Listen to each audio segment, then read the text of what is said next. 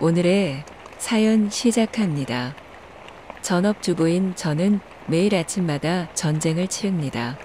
아침 일찍 출근하는 남편을 위해 아침밥을 차리고 옷을 준비한 뒤 곧이어 어린이집에 가야 하는 아이를 씻기고 준비시켜 어린이집 차에 태워 보내는 일까지가 아침의 일이죠. 그 다음 집으로 돌아오면 남편과 아이가 남기고 간 흔적을 정리한 뒤 온갖 집안일을 끝내면 비로소 저만의 휴식 시간이 시작되었죠. 비록 오후가 되면 저녁 준비와 아이를 데리러 가야 하는 일상이 다시 시작되지만 이 몇 시간의 휴식이 저의 삶에는 유일한 낙이었어요. 저도 한때는 회사를 다니며 커리어를 쌓아가는 게 꿈이었지만 아이를 낳고 경력이 단절된 뒤에는 저를 찾아주는 회사가 없었고 휴식 시간에 사색을 하며 지나간 꿈을 그리워하는 게 전부였죠. 어느 날 아침 아이를 어린이집에 보내기 위해 집을 나서는데 같은 또래의 아이를 데리고 나오는 옆집 남편을 만나게 되었어요. 옆집 남편은 준수한 외모에 상냥한 웃음을 지으며 인사하는 모습이 보기 좋았지만 남자는 능력이라는 믿음을 가지고 살아온 저에게는 출근도 하지 않고 아이를 등교시키는 남자가 조금 한심해 보였어요.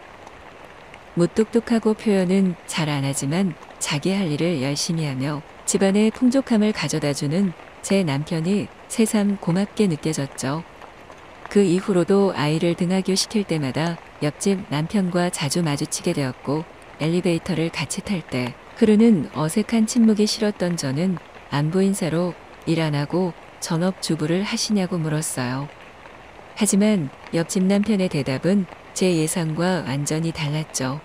알고 보니 우리나라 대단한 IT 대기업 팀장이고 회사의 방침에 따라 재택근무 중이라고 하였어요. 속물 같지만 우리나라 사람이라면 누구나 알만한 회사의 팀장이라고 하니 순간 그 남자가 달라 보였고 제가 무심코 가졌던 편견을 반성하게 되었죠. 그 이야기를 듣고 저는 마음의 문이 열렸는지 아이를 등하교시키며 옆집 남자와 매일 이야기하기 시작했어요.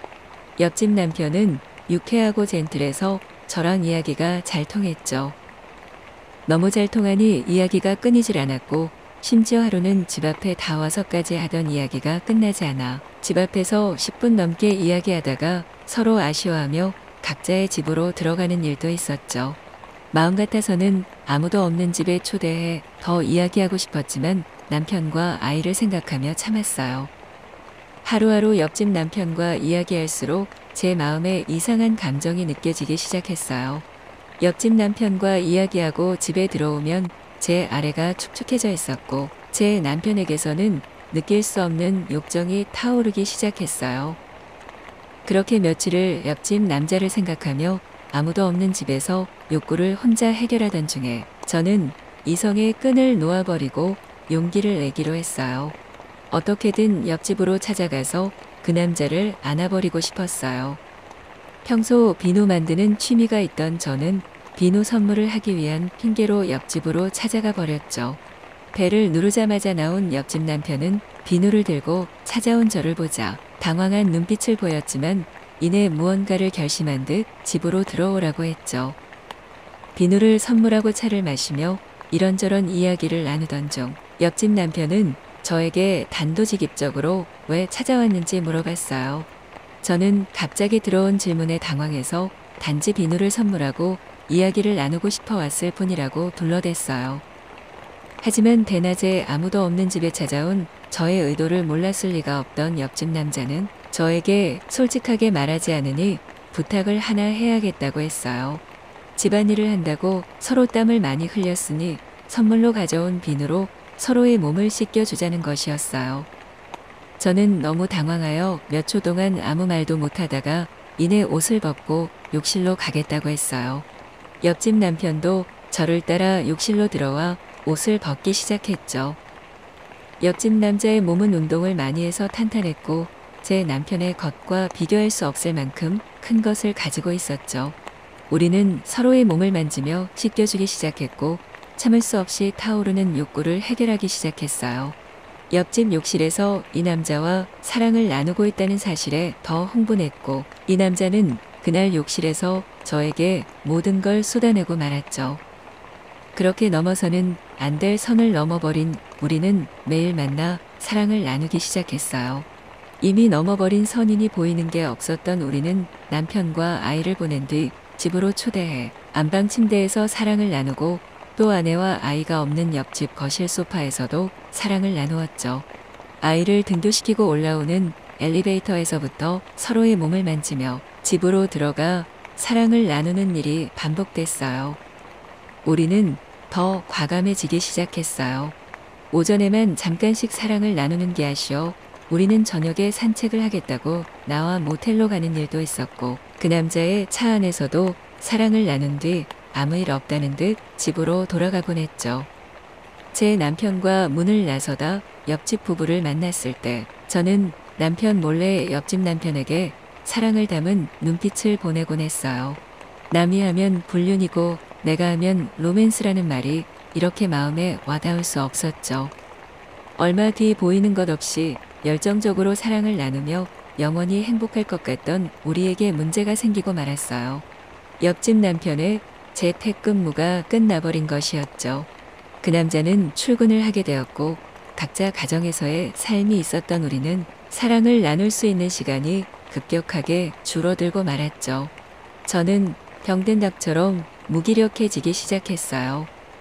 남편과 아이를 보낸 오전 시간만 되면 옆집 남편과 나눴던 사랑이 너무 그리웠고, 그때마다 옆집으로 가서 그 남자가 처음 저를 씻겨주었던 욕실에서 혼자 욕구를 해결하고 오곤 했죠. 하지만 언제까지 이런 위험한 행동을 할 수 없었던 저는 이내 그 남자에 대한 마음을 접기로 하고 가정에 집중하기 시작했어요. 잠깐의 일탈이었다고 생각하며 남편과 아이에게 더 잘해주며 죄책감을 씻어내고 싶어졌어요. 가끔 집 앞에서 옆집 남편과 마주쳐도 모르는 척하며 제 삶을 다시 원래대로 돌려놓으려고 노력했죠. 그렇게 제 삶이 원래대로 돌아와 안정되고 있다고 느낄 때쯤 모든 노력이 물거품으로 돌아가는 일이 생기고 말았어요.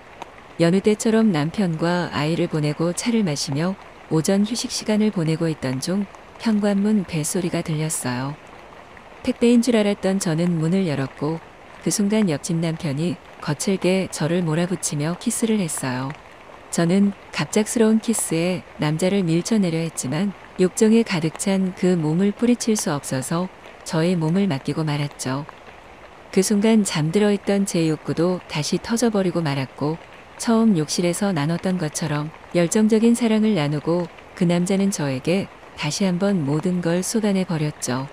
마치 밀린 숙제를 하는 듯 몇 번이나 사랑을 나누고 어떻게 된 일이냐고 물어보니 저와의 관계가 끊어지는 것을 참을 수 없어 회사에 간곡히 요청해 다시 재택근무를 하기로 했다고 하였어요.